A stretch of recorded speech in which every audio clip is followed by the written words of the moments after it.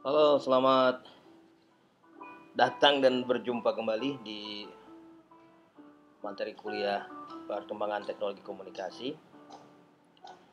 Hari ini adalah pertemuan ketiga. Uh, saya berusaha untuk tidak banyak bicara, jadi straight to the point gitu ya. Hari ini kita akan membahas sambungan yang kemarin. Jadi teknologi komunikasi kemarin kita sudah bicara masalah teknologi. Sekarang kita akan berbicara masalah globalisasi.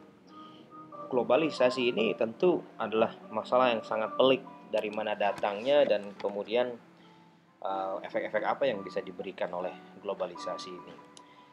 Uh, Mungkin ada beberapa yang memang harus dijelaskan secara panjang, tapi juga bisa dijelaskan secara istilah gitu ya. Terakhir kita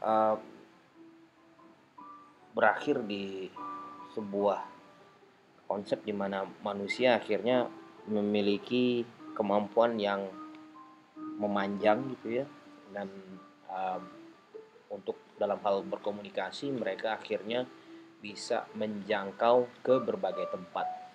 Tapi harus dipahami ya juga ya, kemampuan manusia yang luar biasa ini akhirnya juga membuat mereka untuk meluas gitu ya. Apa sih kalau kalau kata-katanya itu? Uh, Menyeluruh, mengcover semuanya. Ini adalah konsep yang dalam globalisasi itu sendiri. Akhirnya teknologi memberikan salah satu akses untuk ke situ dan mereka bisa mengcover secara komplit. Nah, dalam globalisasi ini dan globalisme ya, globalisasi dan globalisasi itu um, kita memiliki banyak pandangan yang mana akhirnya kita bisa mengkaji berbagai konsep itu yang secara luas sih. Jadi kalau kita lihat kemarin um, ada pembagian ini ya, pembagian um, era manusia di tabel nomor satu, di kotak nomor satu, agraria, industri dan informasi oleh Alvin Toffler. Yang kedua adalah Everett Roger, menulis, writing, printing, telecommunication dan interaktif. Nah, yang ketiga itu adalah era pembagian bagaimana kita dalam suatu kekuasaan tertentu. Nomor satu adalah Romana, nomor dua adalah Britannica, dan terakhir adalah Pax Americana. Kalau kamu perhatikan di sini bahwa uh, kita memiliki zaman, bagian zaman gitu, yang dimana masing-masingnya itu memiliki suatu aspek dominasi yang sangat kuat. Jadi konsepnya adalah dominasi.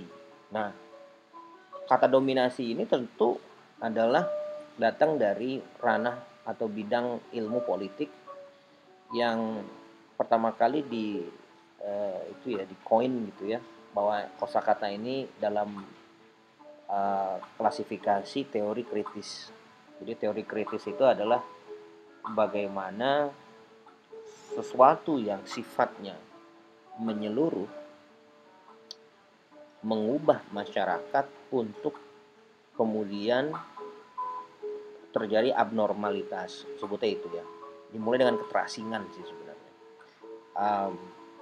Keterasingan di globalisasi dan globalisme ini terus ada gitu, dan itu adalah pergulatan yang selalu terus menerus tidak pernah berhenti, dan sampai sekarang pun um, dominasi ini ada, dan kita tidak tidak sadar bahwa kita sudah dirasuki oleh suatu uh, paham di mana itu yang paling benar. Ya itulah yang disebut dengan globalisasi. Pax Romana, Britannica dan Americana ini adalah bagaimana mereka menguasai dunia, menentukan standar yang pada saat itu dianggap paling benar. Romawi, kemudian kolonial Inggris, uh, kita kebetulan nggak pernah kebagian, kita oleh Nederland, oleh Belanda, dan terakhir adalah Amerika. Nah, ketika semuanya menguasai dengan kekuatan militer, yang terakhir Americana itu mereka menggunakan hegemoni. Mereka mempengaruhi kita secara ideologi. Mereka mengatakan bahwa ada tatanan-tatanan yang memang diacu lebih baik, tapi menurut standar mereka, seperti itu. Campur tangan mereka ini tentu mendistorsikan berbagai hal, tapi pada intinya globalisasi, proses untuk menjadi global ini juga efeknya banyak buruknya juga. Contohnya adalah kita kemarin mengalami perdagangan bebas atau AFTA. Sekarang perang Cina Amerika ini dibayang-bayangi oleh suatu keadaan di mana Cina harus mematuhi beberapa aturan, masalah copyright, masalah standarisasi. Kalian tahu ya bahwa banyak produk Cina yang tidak sesuai dengan standar sehingga tidak masuk pasar Eropa dan pasar North America. Tapi menurut Cina nggak jadi masalah, ngapain jualan ke sana gitu. Tapi lagi-lagi bagaimana melakukan itu gitu.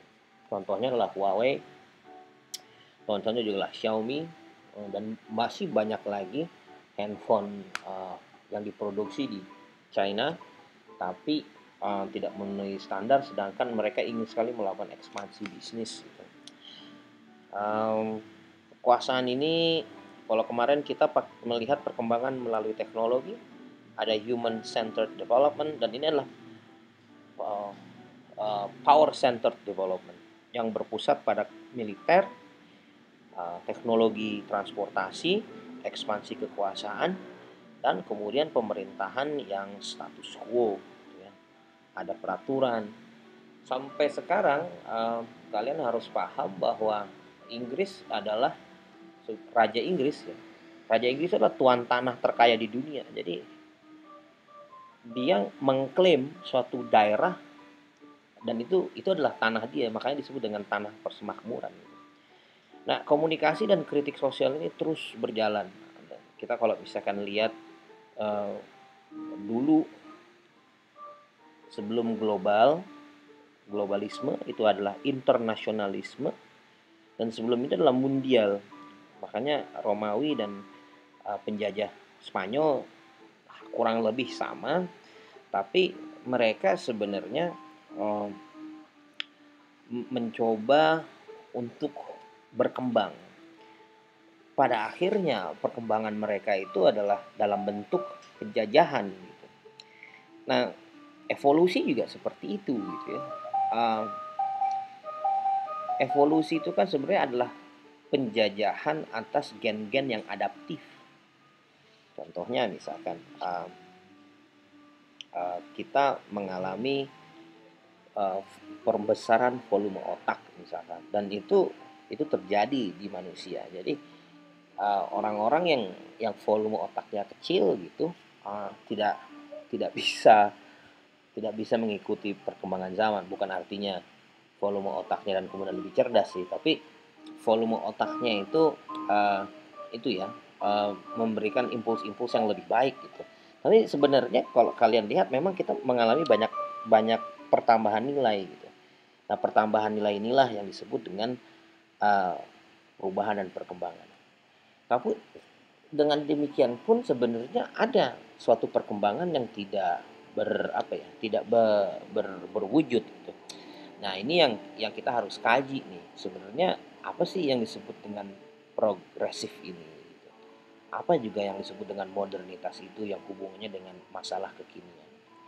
Jadi semua ini adalah karena kemampuan kita untuk melakukan komunikasi dengan teknologi yang kalian pahami kemarin bahwa sebenarnya kita semua memiliki keterbatasan, namun sekarang orang sudah bisa berkomunikasi dengan siapapun yang dia mau dengan uh, kemampuan komputer, seperti dengan CMC, Computer Mediated Communication.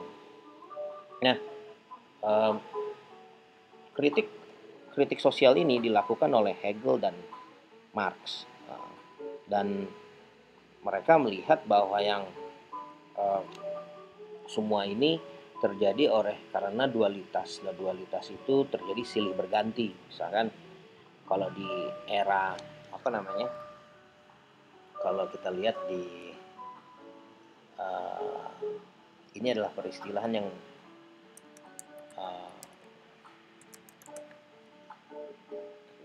chaos. Nah, ini dualisme yang terjadi di apa ya? Di kita ini adalah, nah ini dia nih gambarnya. Dualisme ini terus terjadi. Jadi katanya good food, bad food. Ya. Orang Romawi mungkin yang menciptakan peristilahan ini. Jadi hard times create strong men. Waktu yang buruk menciptakan orang-orang yang kuat. Orang-orang kuat menciptakan zaman yang baik, good times.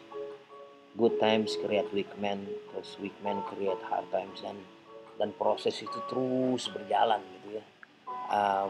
Inilah yang sering kita temui di era sekarang dan era kapanpun juga.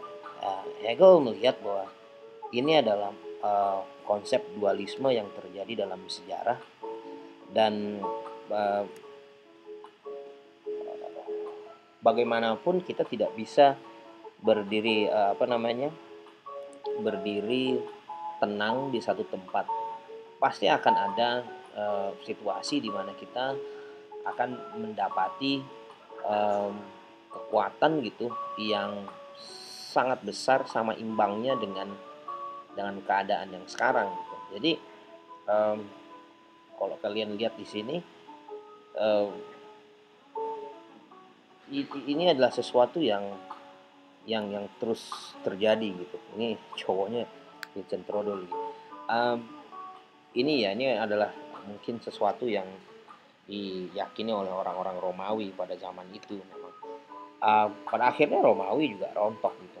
Dia mengalami kehancuran, dan mereka dari situ mereka selalu menciptakan perkembangan gitu. Nah, kalau kalian lihat bahwa kalau pernah saya ajarin creative thinking, transendensi ini kan sebenarnya adalah apa ya? Tesis, antitesis, dan sintesis berjalan seperti itu terus gitu ya.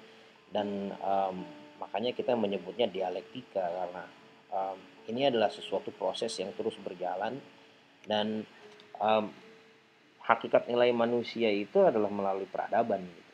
Peradaban yang satu dengan yang lain. Ini adalah salah satu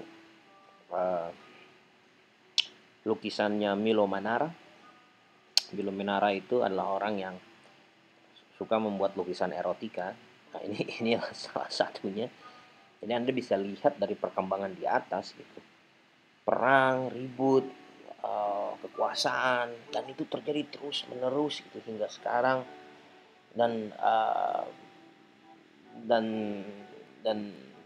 dan itu tidak pernah ada hentinya gitu.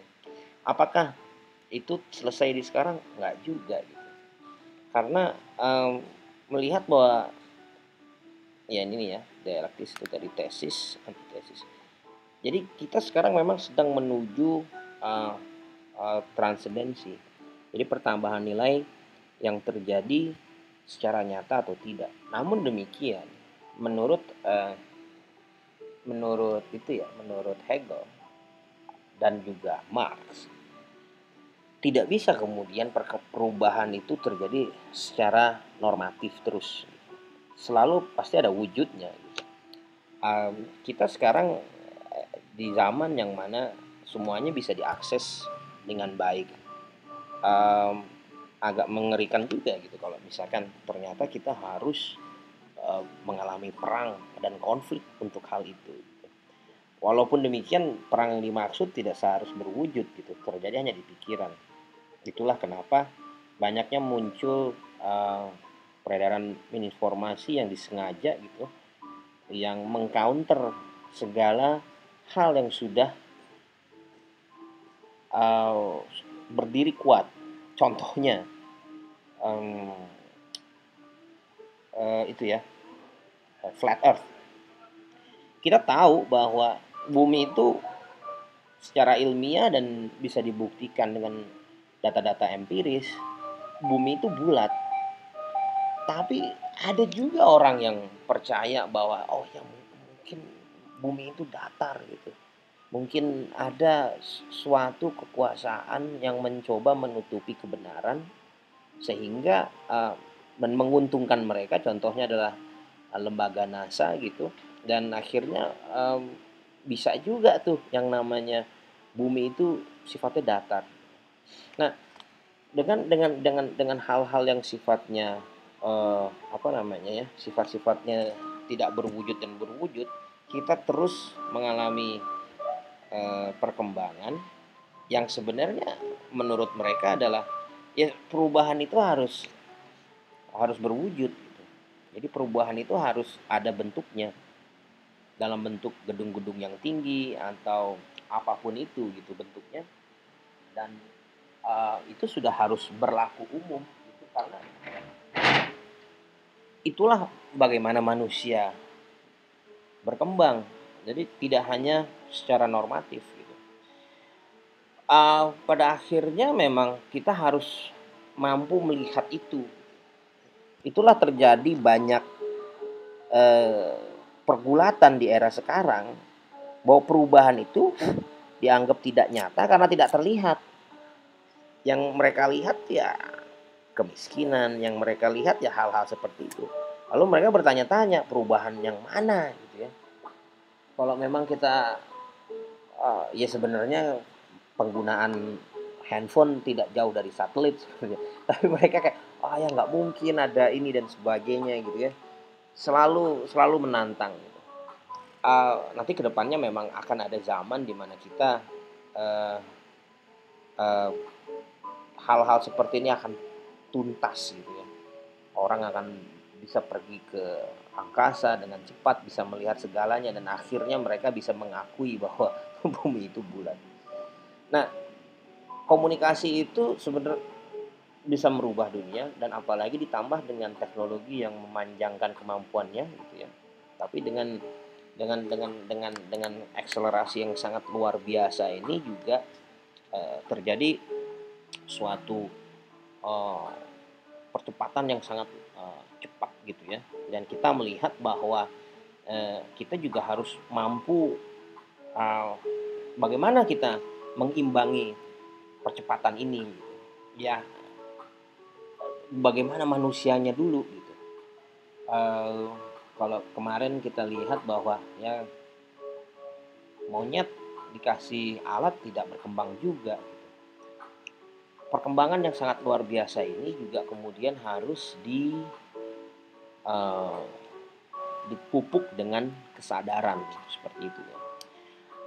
Maka dengan demikian paradigma kritis yang pada awalnya cita-citanya adalah menciptakan keadilan dan keseimbangan, uh, dengan percepatan globalisasi atau globalisme dan progresif ini gitu, juga harus ada sebuah kesadaran yang mana didasari oleh persatuan dan juga keinginan untuk menyamaratakan persepsi bagaimana kita bisa memandang masa depan. Terus terang di era sekarang orang tidak bisa melihat masa depan yang sama. Sebagai bukti Pilpres tahun 2019 dikatakan bahwa Indonesia bubar pun tampaknya banyak yang percaya tuh bahwa kita akan hancur oleh seseorang, oleh para, sekarang ada kata bahasanya oligarki gitu, dinasti politik, dan mereka mengatakan bahwa Indonesia ini akan hancur oleh mereka, maka kita harus menyelamatkan masa depan gitu ya. Itulah yang terjadi. Nah, dan sebenarnya tidak separah itu gitu. Walaupun memang ancaman akan selalu ada gitu, tapi saya kira kita tidak akan menunggu waktu yang sangat genting untuk bertindak. Itulah kemudian kenapa kita punya kemampuan berkomunikasi gitu. Kalau ada sesuatu yang sudah mengarah kepada uh, kemunduran gitu, kita akan bertindak. Jadi tidak mungkin kita berdiam aja, dan ini kesadaran ini yang harus kita lakukan. Dan demikian kita harus mau membuka kesempatan bagi siapa saja untuk berbicara gitu. Inilah yang disebut dengan uh, uh, tujuan dari komunikasi ini. Kita harus bisa menyampaikan kesadaran kepada semua orang, dan dalam saat yang sama kesadaran itu disampaikan atau dikomunikasikan dengan teknologi. Uh, Apakah kita bisa menyampaikan emosi kita? Apakah kita bisa menyampaikan keadilan melalui komunikasi, melalui teknologi? Itulah yang harus kita bangun. Itulah mengapa ada citizen journalism. Itulah mengapa orang diberikan kesempatan untuk berekspresi, untuk menyampaikan pendapat di internet. Orang juga sekarang bisa menolak atau mengkritik apapun itu yang terjadi di sekitarnya atau di tempat yang jauh melalui internet. Kita lihat ada Twitter, ada TikTok, dan ternyata tidak lazim media-media yang ya orang mengkritik pemerintah sekarang melalui TikTok. Peraturannya adalah kita belum paham untuk menggunakan media tersebut. Um, Kalau kita lihat contohnya Jering, yang dilakukan oleh Jering itu bukan berekspresi atau mengungkapkan pendapat. Yang dia lakukan adalah ya jelas bukan itu gitu. Dia mencemoohkan, dia merendahkan suatu lembaga gitu. Jadi ya kita juga harus paham mana yang namanya berpendapat, mana juga yang yang yang yang sifatnya destruktif, yang menghancurkan, yang hanya bisa menimbulkan kebencian, yang kemungkinan besar akan mendorong banyaknya lagi kebohongan, informasi gitu. Nah, ini yang kita belum pahami betul.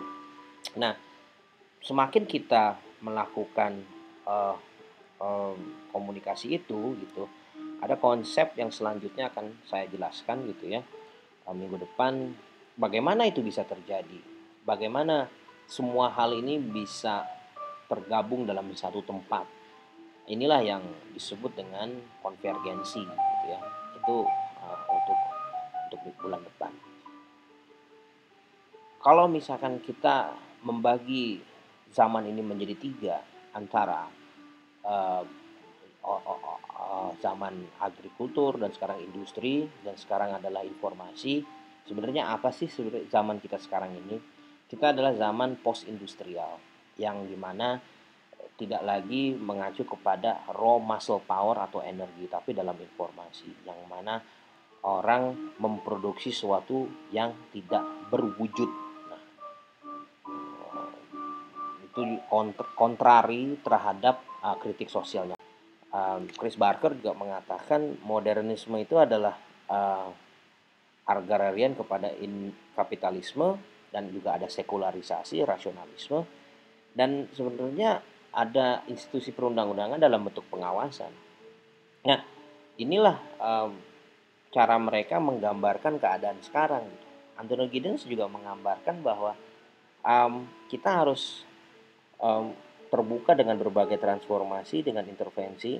Ada suatu kompleksitas. Ini penting banget ya. Bagaimana kita menghadapi suatu masalah yang kompleks dan memberikan solusi yang kreatif.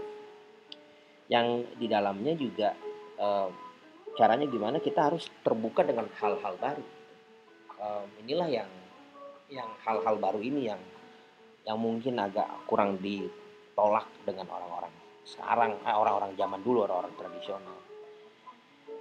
Pada akhirnya kita menggunakan informasi sebagai sumber daya. Jadi kita sekarang kita adalah orang-orang yang kalau kata dibilang kita sedang masuk ke industri kreatif gitu ya. Industri kreatif itu ada 9: film, musik, buku, penerbitan, iklan, kemudian ada EIO, dan kemudian ada tourism, apalagi ya, ada software, ada data, research and development. Nah, kita menggunakan itu gitu ya, sebagai hal yang sangat vital. Jadi sudah tidak lagi kita kemudian, sekarang kayaknya untuk memproduksi barang tidak sulit, tapi kemudian bagaimana mengemasnya itu dalam dalam sebuah produk yang baik, yang friendly, dan kemudian melakukan pemasaran yang baik. Network sekarang itu adalah orang-orang yang network society.